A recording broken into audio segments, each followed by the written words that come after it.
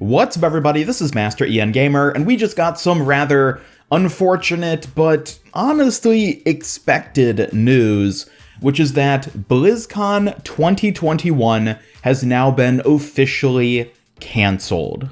Now, I should clarify, when I say BlizzCon 2021, I'm not talking about the BlizzCon Line event, which took place back in February. Of course, that's already happened, so it couldn't be canceled at this point. No, I'm talking about the regular BlizzCon, which typically every year takes place in early November. That upcoming BlizzCon this year is now officially canceled.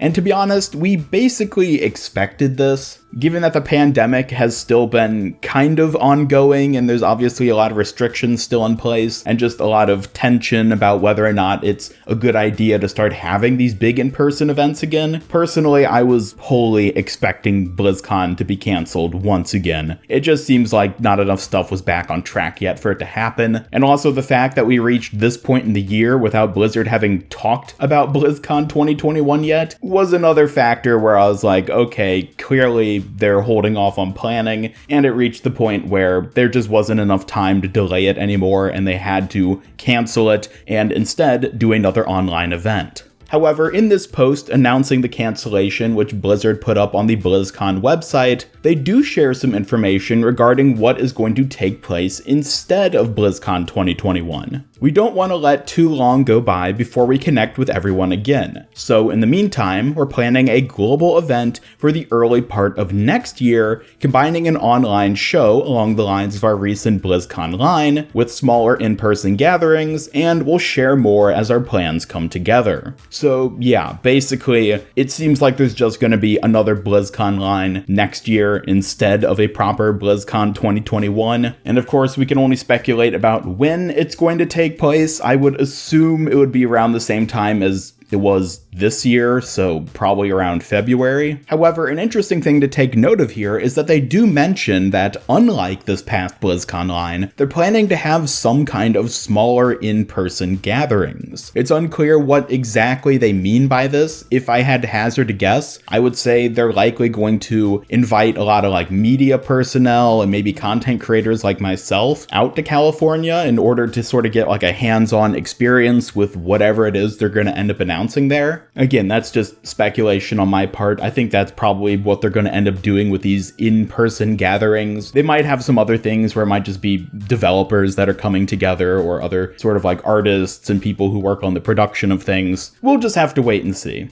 I will say, though, that it's rather disappointing that Blizzard wasn't able to pull off another proper BlizzCon this year. I think the absence of BlizzCon last year kind of caused a lot of issues for them, particularly when it came to how they were planning to sort of announce and showcase new things they were working on, including Overwatch 2. I was actually working on a separate video when this news was announced, where I was going to talk about some of my concerns for Overwatch 2, and one of the points I specifically address is how I think the absence of a proper BlizzCon kind of screwed over Blizzard's ability to showcase Overwatch 2 and their development on it. So I'll be talking more about that in that actual video, so stay tuned for that. But I do certainly think it's a disappointment for most people that there's not going to be a physical BlizzCon once again. To be fair though, the BlizzCon Line we had earlier this year, I think Blizzard did a really good job with that. At least when it came to the Overwatch 2 presentation, even though they only showed off 40 minutes of,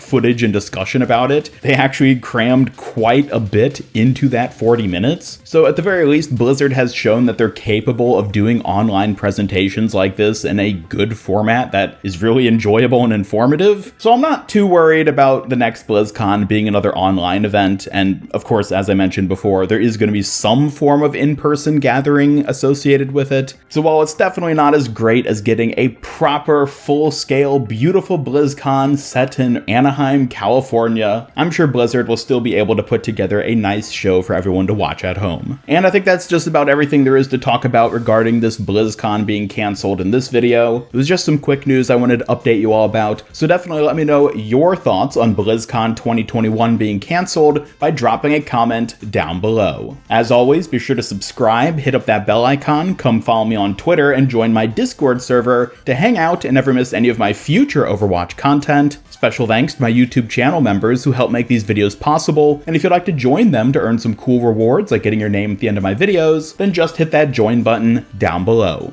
Otherwise, this is Master EN Gamer signing off, and until next time, have a great day.